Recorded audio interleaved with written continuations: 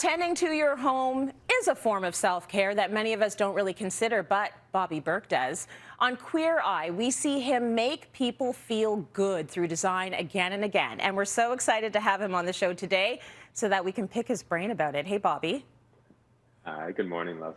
Good morning. Now, I love that you go deeper than just making over a house on Queer Eye. And we talk about that relationship all the time on Cityline between home design and wellness. So I'd love to hear your perspective on this. You know, people don't often think about how designing your home can really affect your mental health and your wellness, not just in your home, but in your daily life, from your relationships with your kids and your spouses to work. You know, when you wake up every morning, and it's not just about putting pretty things in, it's about maintaining your home and organizing your home.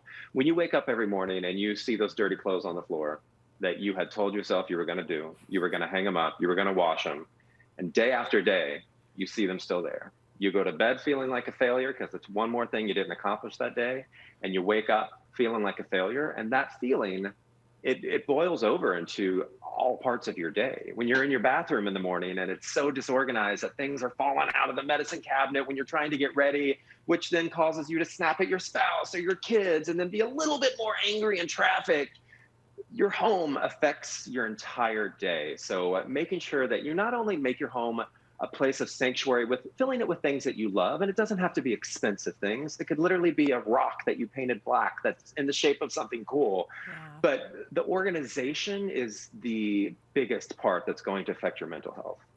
So we know, and I agree 1,000%, knowing the kids were going to be learning remotely after the holiday break, I redid their space because I wanted them to feel like they had some ownership over this, because that's what we don't have right now during a pandemic. There's just uncertainty everywhere. So how can we be proactive about feeling like we own this space? Now, what's something, because you're on the inside and we're on the outside, what might surprise people about the design projects that you do on Queer Eye? I think the word budget would probably be what surprises people. Everyone's like, yeah, I could do that too if I had a few $100,000. I'm like, nowhere near that. Nowhere near that. Not even, yeah. The biggest design faux pas you see people committing again and again, what would it be? Honestly, I feel it's just trying to be too trendy. Following the trends is what I find to be the wrong thing to do, because when you follow very specific trends, you date your house very quickly. Like there's pictures and homes that I walk into, I'm like, oh, this home was done around 95. This home was done around 2003.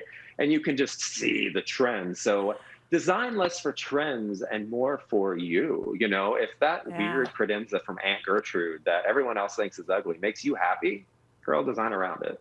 Your home's like a phone charger. If you don't get fully charged when you're at home, just like your phone's not going to make it through the day, you're not going to make it through the day. So fill your home with things that recharge you.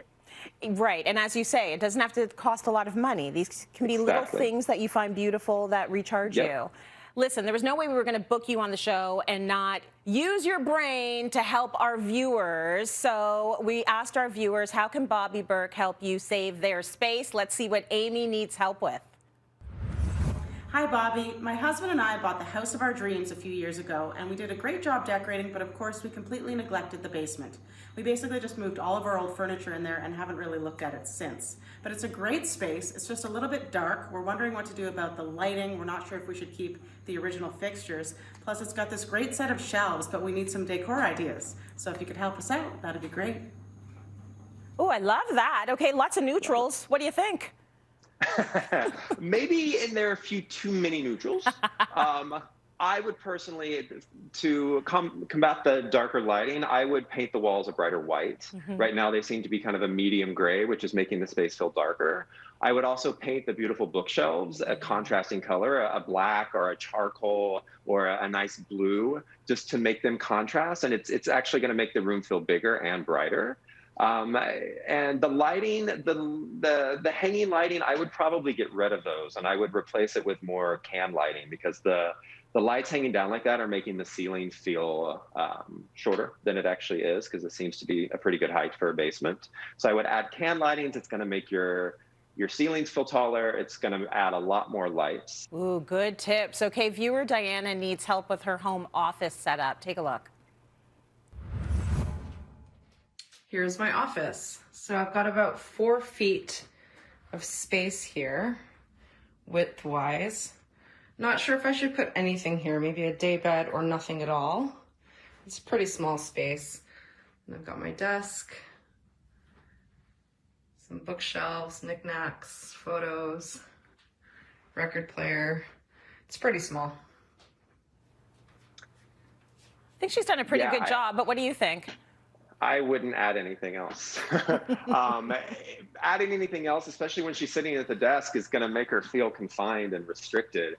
You know, I might, instead of doing that lower bookcase, do a taller one. So she's utilizing her real estate from top to bottom and not just side to side. And that's going to give her more storage space, more place to put pretty things. But as far as putting anything on that other wall, I think she's going to regret it. I think it's going to make the space feel very confined. Yeah, like the walls are closing in for sure. And for our viewers who didn't just get personal decor advice from you, but wish they did, there's a next best thing, and it's called BobbyBerk.com. Tell us about this online space and your vision for it. So BobbyBerk.com isn't just about interior design. It's about design for your whole life. And that's from health and wellness and fitness and food and travel and fashion, and of course, interior design. We not only have our picks for furniture, but we do recipes, we do fitness plans with our in-house trainer and chef. So it's really about getting all the things you need to design your life well. Within the lifestyle space, and I love that because you're looking at it holistically, right? It's not just a sofa, it's the whole thing. It's the fitness, it's the health. You've also collaborated on a furniture collection with Art, A-R-T, so congrats on that project. Thank you. How would you describe the collection? I would describe the collection minimalist, but not too minimalist. Okay. I love a straight, clean line, but I also don't like pieces to be too boring. Very nice. Okay. We know that you're a super busy guy. Queer Eye's been renewed for a 6th season, and you're also a guest judge on the new season of Netflix's reality competition series, Blown Away. I don't know how you find the time. So tell us a little about that experience and what you love about that show. So I remember we were filming season 5 of Queer Eye when I first saw Blown Away. And I'll be honest, when I saw it come up on the screen and I saw a glass blowing competition, I was like, we've run out of ideas. But it started auto-playing because I was playing on Instagram or something, and I started paying attention to it. And I was like, this is actually amazing. I would have never thought that glass blowing would be as riveting as it is, but the artistic ability of these people and the natural drama of having to try to do designs and things that they would normally take 4 days to do in 4 hours. It was just a really exciting show. And so when I heard that they were going to do a season 2, I had been talking about it on social so much that Netflix was like, hey, do you want to come be a guest judge on this? And I was like, absolutely. Nice. So it was a lot of fun getting to see the hot shop in person, getting to meet the contestants. It was beautiful. Getting to be in Canada in February. I mean, perfect time of year. What more could you want? I mean, there's ice out there and snow. It's so beautiful. The funny thing is, I don't mind it. Everyone's like, oh, that probably killed you being from LA. And I'm like, no. I'm like, I love the cold. I grew up in the cold and I lived in New York for 14 years. So I'm a transplant into LA. I love the Canadian cold. Very cool. And the whole thing about that kind of creativity and art that's on Blown Away is it's very meditative to watch that. So that is, it's very cool. And it's kind of what we need right now. So thank you so much, for joining us today, Bobby. You're awesome. You can catch him in Blown Away. Season 2 is out on Netflix now. Thank you, my friend.